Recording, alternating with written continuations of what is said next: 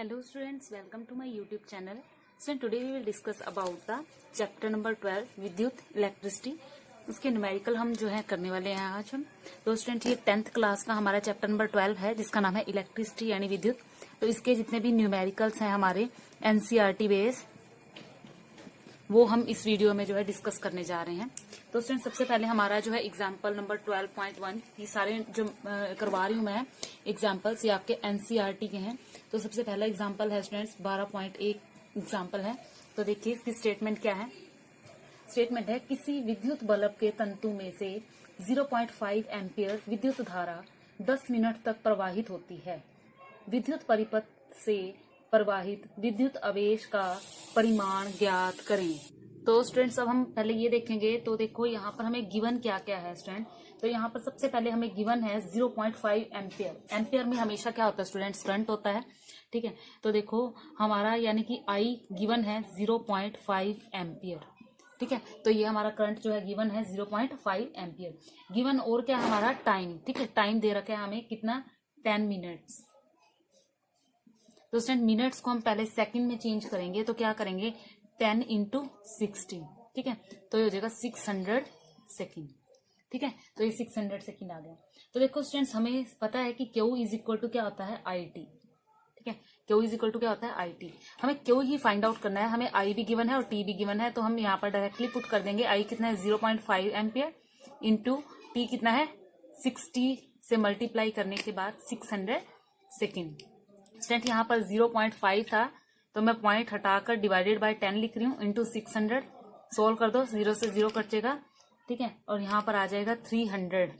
अब देखो स्टूडेंट यहाँ पर क्या था आपका एम्पियर पर सेकंड। ठीक है, एम्पियर और सेकंड था, एम्पियर इंटू सेकंड। और ये क्यू आया आपका जो कि किस में आता है कुलाम में। तो ये हमें क्यू की वैल्यू मिल गई। क्यू इज इक्वल टू क्या आ गया हमारा 300 कुलाम। तो ये इसका आंसर आ गया। हमने क्यू की वैल्यू फाइंड आउट करनी थी तो यहाँ पे हमने बड़े इजीली फाइंड आउट कर दी। तो इसका स्क्रीनशॉट लो स्टूडेंट। चलते हैं 12.2 पर। तो ले लीजिए। तो देखो स्टूडेंट्स जो हमारा न्यूमेरिकल 12.2 है तो न्यूमेरिकल 12.2 में क्या बोला है यहाँ पर हमें ये बोला है कि 12V ठीक है विभवांतर के दो बिंदुओं के बीच 2C आवेश को ले जाने में कितना कार्य किया जाता है। तो यहाँ पर हमें देखो स्टूडेंट V की वैल्यू गिवन है। ठीक है, V दे रखा है हमें कितना, यानी कि विभवांतर जो हमें गिवन है कितना है विभवांतर V इज इक्वल टू हमें दे रखा है 12 वोल्ट। ठीक है, सोल्यूशन कर रहे हैं हम। 12 वोल्ट हमें स्टूडेंट्स गिवन है। ठीक है, दो बिंदुओं के बीच में से जो प्रवाहित होने वाले आवेश का जो है परिणाम Q जो आपको गिवन है वो कितना है 2 कुलाम। ठीक है, तो ये गिवन है हमें। तो अब हमें कौन सा फॉर्मूला यूज करना है student, W is equal to VQ1।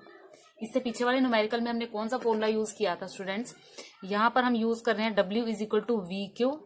वहां हमने यूज क्या किया था Q is equal to I into T। ठीक है, तो ये फॉर्मूलाज जो आप पहले कर चुके हो, लेसन जब मैंने रीड कराया था तो उसमें हम कर चुके हैं ऑलरेडी, लेकिन आपने यहाँ पर साथ साथ नोट करते रहना है। ठीक है, तो अब यहाँ पर हमें क्या लगाना है देखो स्टूडेंट्स। तो यहाँ पर स्टूडेंट्स हम कौन सा फॉर्मूला लगाने वाले हैं W is equal to V into Q। तो वैल्यूज पुट कर दो स्टूडेंट। तो स्टूडेंट जस्ट नॉर्मली हम यहाँ पर वैल्यूज पुट कर देते हैं।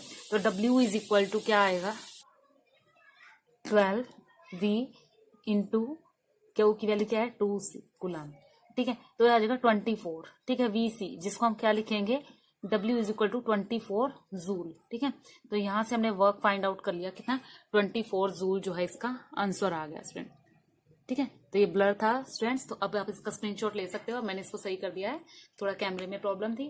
तो स्टूडेंट इसका स्क्रीनशॉट ले लो। उसके बाद हम चलते हैं न्यूमेरिकल 12.3 में। कोशिश करूंगी मैं इसके अंदर आपको ज्यादातर हाफ जो है इस चैप्टर के न्यूमेरिकल करवा दूं। जो हाफ रह जाएंगे हम उसको नेक्स्ट वीडियो में करेंगे। तो इसका स्क्रीनशॉट ले लो स्टूडेंट। चलते हैं नेक्स्ट न्यूमेरिकल पे। तो स्टूडेंट्स जो 12.3 जो न्यूमेरिकल अब हम करने वाले हैं तो इसकी स्टेटमेंट पढ़ो स्टूडेंट। आपकी गिवन है यहाँ पर यदि किसी विद्युत बल्ब के तंतु का प्रतिरोध 1200 ओम है। स्टूडेंट ये ओम का निशान होता है। तो यह बल्ब 220 वोल्ट स्रोत से कितनी विद्युत धारा लेगा। तो ये ए पार्ट में तो उसने ये पूछा कि कितनी विद्युत धारा लेगा। साथ ही इसका बी पार्ट है यदि किसी विद्युत हीटर की कुंडली का प्रतिरोध 100 ओम है तो यह विद्युत हीटर 220 वोल्ट स्रोत से कितनी विद्युत धारा लेगा। तो यहाँ पर दोनों में हमें अलग अलग जो है आपके ओम्स की वैल्यू प्रोवाइड करवा रखी है। तो हम पहले पार्ट ए की तरफ चलते हैं। तो ए पार्ट में हमें उसमें v कितना गिवन है, ए पार्ट में v कितना है 220 v दे रखे हैं हमें, ठीक है। पार्ट बी में भी v तो 220 ही गिवन है, लेकिन यहाँ पर हमें r की वैल्यू कितनी दे रखी है 1200 ओम। जो ओम में वैल्यू होती है किसकी होती है स्टूडेंट, आर की वैल्यू होती है, ठीक है। तो यहाँ पर हमें आर की वैल्यू ये गिवन है, ठीक है। अब हमें ये बात पता है जो आपका आई होता है, आई इज इक्वल टू क्या होता है स्टूडेंट, जो student I is equal to क्या होता है वो होता है वी बाय आर। एक्चुअल में ये फॉर्मूला कहाँ से आया आपका, यहाँ पर देखो जरा, आपने जो फॉर्मूला पढ़ा हुआ है ओम के नियम के अनुसार V is equal to I R और I is equal to V by R. तो जस्ट यही फॉर्मूला हम लगा रहे हैं ताकि हमें करंट पता चल सके, क्योंकि हमें विद्युत धारा यानी कि करंट ही फाइंड आउट करना है, यानी I फाइंड आउट करना है। तो उसने जस्ट नॉर्मली इसके अंदर हम वैल्यूज पुट कर देंगे। I is equal to V की वैल्यू क्या है 220 वोल्ट डिवाइडेड बाय 1200 ओम। तो यहाँ से हम सोल्व करेंगे स्टूडेंट्स, तो हमारी जो वैल्यू आएगी यहाँ पर वो आएगी 0.18। अब ये I की वैल्यू निकाल रहे हो तो ये वैल्यू किस में आएगी स्टूडेंट्स, एम्पियर, ठीक है। तो बी पार्ट इसी के साथ सोल्व करते हैं, कुछ भी नहीं है, बस यहाँ पर आप खुद ट्राई करना, वैसे तो फिर भी मैं बता देती हूँ। देखो बी यहाँ पर भी गिवन कितना है 220 वोल्ट, बी पार्ट में भी इतना ही गिवन है, ठीक है। लेकिन आर कितना है यहाँ पर 100 ओम गिवन है, ठीक है। तो सेम सा फॉर्मूला सेम यही वाला फॉर्मूला लगेगा, I is equal to V by R, ठीक है। तो कितना आ जाएगा 220 डिवाइडेड बाय 100, तो यहाँ सोल्व करोगे तो कितना आएगा आपका 2.2 एम्पियर, यानी आई इज इक्वल टू 2.2 एम्पियर, ठीक है। तो ये इस तरह से आपने सोल्व करना था, तो इसका स्क्रीनशॉट ले लो स्टूडेंट। तो चलते हैं न्यूमेरिकल 12.4 की तरफ। तो स्टूडेंट्स ये जो स्टेटमेंट पढ़ो आप एग्जांपल नंबर 12.4 की, क्या कह रहा है, जब कोई विद्युत हीटर विद्युत स्रोत से 4 एम्पियर विद्युत धारा लेता है तब उसके टर्मिनलों के बीच विभवांतर 60 वोल्ट है। उस समय विद्युत हीटर कितनी विद्युत धारा लेगा जब विभवांतर को 120 वोल्ट तक बढ़ा दिया जाए। यहाँ पर देखो गिवन क्या, हमें v गिवन है, v कितना गिवन है यहाँ पर, तो यहाँ पर स्टूडेंट देखो हमें क्या दिया है सबसे पहले कि v इज इक्वल टू कितना है 60 वोल्ट, ठीक है। और यहाँ पर I भी आपको गिवन है 4 एम्पियर, ठीक है। तो आपको यहाँ से फर्स्ट ऑफ ऑल क्या निकालना है, टर्मिनल के बीच विभवांतर 60 दे रखे हैं और 4A विद्युत धारा है, ठीक है। तो आपने क्या निकालना है, उसके ऊपर जो R है उसका प्रतिरोध जो है वो कितना होगा, ठीक है। तो प्रतिरोध यानी कि R इज इक्वल टू क्या होगा, R इज इक्वल टू यहाँ से ही हम फाइंड आउट करने की कोशिश करें तो मुझे यहाँ से मिलेगा R is equal to V by I, ठीक है। यहीं से लिया मैंने ओम्स लॉ से ही, ठीक है। तो R इज इक्वल टू क्या आया V बाय आई। तो यहाँ पर देखो V कितना है 60, I कितना है 4, तो ये स्टूडेंट आ गया हमारा 15 ओम, ठीक है। लेकिन अभी यहाँ पर न्यूमेरिकल खत्म नहीं हुआ आपका, वो ऐसा बोल रहा है कि यदि विद्युत धारा में, वो ये भी बोल रहा है कि यदि विभवांतर को बढ़ाकर 120 वोल्ट कर दिया जाए, ठीक है, विभवांतर को अब उसने बढ़ा दिया, ठीक है, तब वो कह रहा है करंट क्या होगा, यानी कि आई क्या होगा, आई क्या होगा जब उसने वोल्ट को V को 120 वोल्ट कर दिया, ठीक है। V की वैल्यू कितनी रख दी उसने 120 वोल्ट कर दी, तब कह रहा है आई कितना होगा। तो देखो स्टूडेंट जो हमने R निकाला, R कितना आया हमारा 15 ओम आया है। तो यहाँ से आपको आई फाइंड आउट करना है, तो आई फाइंड आउट करने के लिए फिर से हम V बाय आर लगाएंगे। तो V बाय आर लगाओ तो 120 बाय 15 आएगा ये, तो ये स्टूडेंट्स आपका आएगा 8, ठीक है। और I किस में काउंट होगा, एम्पियर में, तो I क्या आ गया आपका 8 एम्पियर। देखो बड़े इजी समझने की कोशिश करो। देखो स्टेटमेंट दोबारा पढ़ती हूँ मैं, कह रहा है जब कोई विद्युत हीटर विद्युत स्रोत के 4 एम्पियर विद्युत धारा लेता है, 4 एम्पियर विद्युत धारा ली उसने, ठीक है, 4 एम्पियर लगा दी यहाँ पर हमने, तब उसके टर्मिनलों के बीच में विभवांतर 60 वोल्ट है, ठीक है। उस समय विद्युत हीटर कितनी विद्युत धारा लेगा जब विभवांतर को 120 वोल्ट तक बढ़ा दिया जाए, ठीक है। तो 120 तक बढ़ाएंगे तो विद्युत धारा फाइंड आउट करनी है हमने, आई फाइंड आउट करनी है, उसके पहले हमें आर की वैल्यू निकालनी पड़ेगी। तो आर की वैल्यू यहाँ से निकाल ली और यहाँ पे हमें आई की वैल्यू जो है वो मिल गई। तो इसका स्क्रीनशॉट ले लो, चलते हैं नेक्स्ट न्यूमेरिकल पे। तो स्टूडेंट्स हमारा जो न्यूमेरिकल है 12.5, ये थोड़ा डिफरेंट से टाइप का है, लेकिन है इसमें कुछ भी नहीं। तो देखो किसी धातु के 1 मीटर लंबे तार का 20 डिग्री सेल्सियस पर वैद्युत प्रतिरोध 26 ओम है। यदि तार का व्यास 0.3 mm है तो इस ताप पर धातु की वैद्युत प्रतिरोधता क्या होगी। तो देखो प्रतिरोधता के लिए आपको यहाँ पर वो वाले फॉर्मूले लगाने पड़ेंगे, रो वाले, ठीक है। Rho is equal to R A by में एल। यदि प्रतिरोधकता की लंबाई बढ़ा दी जाए, चालक काट बढ़ा दी जाए, तो वो क्वेश्चन है एक आपका, अनुपातिकता स्थिरांक होता है जो रो होता है, वो यहाँ पर फॉर्मूला लगेगा। तो क्या कह रहा है यहाँ पर आपको देखो एनसीईआरटी की सारणी गिवन है, कह रहा है कि सारणी 12.2 का प्रयोग करो और तार के पदार्थ की भविष्यवाणी कीजिए। तो एनसीईआरटी का स्टूडेंट्स आपको ये जो है ये टेबल इसका प्रयोग करना है स्टूडेंट्स। ये जो प्रतिरोध दे रखे हैं इनकी वैल्यू हमें यहाँ से यूज करनी है स्टूडेंट्स। तो आप अपनी एनसीईआरटी के बुक में से देख सकते हो, आपको यहाँ से वैल्यू लेनी है। तो देखो स्टूडेंट क्या कह रहा है आपको, क्या करना है आपको, यहाँ पर हमें तार का जो प्रतिरोध है गिवन है स्टूडेंट्स, वो कितना गिवन है। देखो तार का प्रतिरोध जो हमें यहाँ पर गिवन है वो है R इज इक्वल टू 26 ओम। ठीक है, 26 ओम गिवन है यहाँ पर। और यहाँ पर स्टूडेंट आपको तार का जो व्यास दे रखा है, यदि तार का व्यास होता है डी, कह रहे 0.3 mm है। देखो स्टूडेंट सबसे पहले तो आपको ये mm को चेंज करना होगा। तो मैंने एक वीडियो बना रखी है स्टूडेंट, आप मेरी प्लेलिस्ट में जाइएगा, वहां पर आप देखेंगे कि यहाँ वीडियोस हैं मीटर को मिलीमीटर में कैसे चेंज करते हैं, मिलीमीटर को सेंटीमीटर में कैसे चेंज करते हैं। तो देखो डी को मैं पहले 3/10 mm लिख सकती हूँ। ठीक है, पॉइंट के नाम का ही 10 लगा दिया। अब mm को m में चेंज करना है तो क्या करूंगी, और 1000 से डिवाइड कर दूंगी। तो अब मैं इसको ऐसे लिख सकती हूँ 3 बाय में 1 2 3 4, या इसको ऐसे लिख सकती हूँ 10 की पावर 4, या इसको ऐसे लिख सकती हूँ। ठीक है, तो ये मैंने एक्सप्लेन करने के लिए आपको बताया कि इसको मैं इस तरह से लिख सकती हूँ। तो यानी कि मेरा d इज इक्वल टू क्या आ गया, 3 × 10⁻⁻4। ये हमारी डी की वैल्यू है। और स्टूडेंट्स इसने क्या दे रखा है, एल। ठीक है, यानी कि लेंथ दे रखी है वायर की 1 मीटर। ठीक है, अब आपको क्या लगाना है, वैद्युत प्रतिरोधिता यानी कि रो की वैल्यू पता होनी चाहिए। रो क्या होता है स्टूडेंट्स आपका, रो होता है आपका अनुपातिकता स्थिरांक। ठीक है, जो जिसको वैद्युत प्रतिरोधकता कहते हैं। ठीक है, तो इसने वैद्युत प्रतिरोधकता ही बताने के लिए कहा है। तो रो की वैल्यू क्या होती है स्टूडेंट्स, RA में L।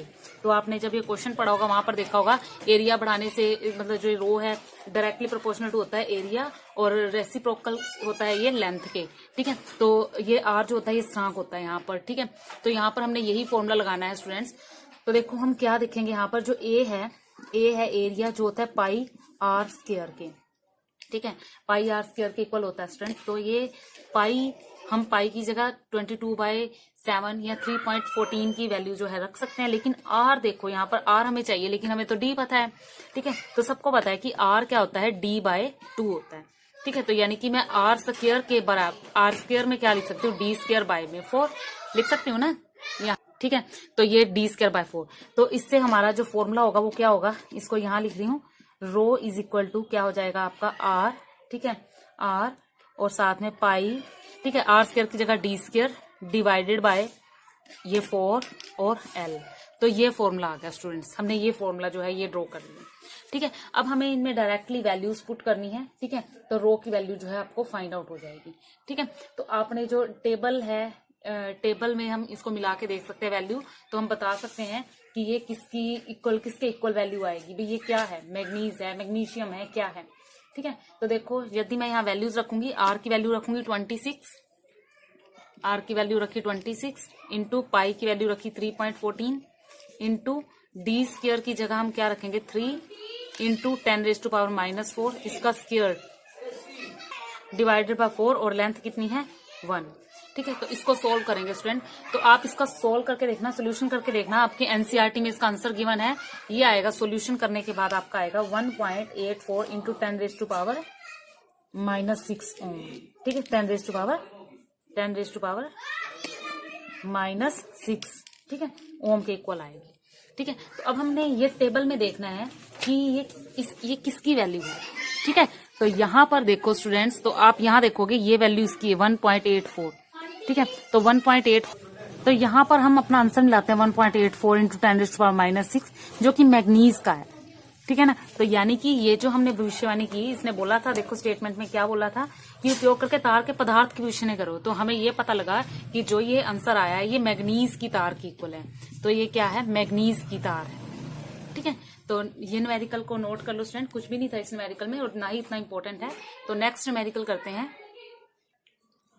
तो स्टूडेंट्स यहाँ हम न्यूमेरिकल 12.6 की तरफ चलते हैं। यहाँ क्या है, दिए गए पदार्थ में किसी L लंबाई तथा A मोटाई के तार का प्रतिरोध 4 ओम है। यहाँ पे R दे दिया स्टूडेंट 4 ओम।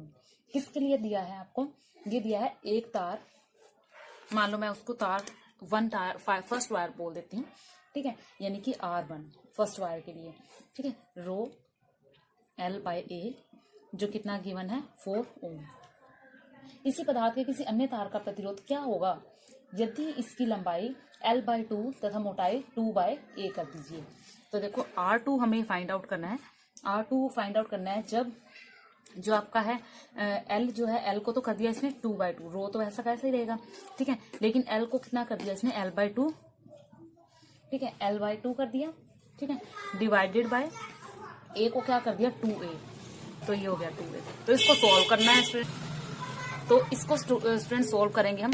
तो R2 क्या होएगा, यहाँ पे हमारा L/2 है, ये 2A है, ठीक है, नीचे आएगा 2 to 4 हो जाएगा, रो इंटू एल बाय में 4A, ठीक है, 4 इंटू में A हो जाएगा, ठीक है। यहाँ मैं इसको इस तरह से कह सकती हूँ, देखो 1/4 रो L/A कह सकती हूँ ना। तो अब यहाँ पर देखो जो R1 था वो क्या था, रो LA, तो यहाँ पर ये रो LA आ गया, यानी कि मैं इसकी जगह R1 भी लिख सकती हूँ, तो ये हो जाएगा 1/4 R1, ठीक है, क्योंकि R1 इसके इक्वल ही तो था, ठीक है। अब हमें ये भी पता है कि जो R1 है वो क्या है 4 ओम के इक्वल है, ठीक है, तो 4 ओम के इक्वल है, तो यानी कि R2 क्या होगा 1/4, R1 की जगह क्या लिखेंगे 4 ओम, ठीक है, तो 4 से 4 कट जाएगा, तो ये आ जाएगा 1 ओम, ठीक है, यानी कि यदि R1 कितना है 4 ओम, तो R2 कितना आया 1 ओम। तो स्टूडेंट इस वीडियो में हम इतने ही न्यूमेरिकल करेंगे, फिर वीडियो ज्यादा लंबा हो जाएगा, लगभग आपके 6 या 7 न्यूमेरिकल और जो है इस वीडियो में इस यूनिट के बचे हुए हैं, वो हम नेक्स्ट वीडियो में करेंगे स्टूडेंट। तो स्टूडेंट अगर मेरी वीडियो पसंद आई हो तो प्लीज लाइक और सब्सक्राइब जरूर कीजिएगा, ताकि मैं नेक्स्ट वीडियो डालूँ तो आपके पास नोटिफिकेशन पहुंच सके। Thank you.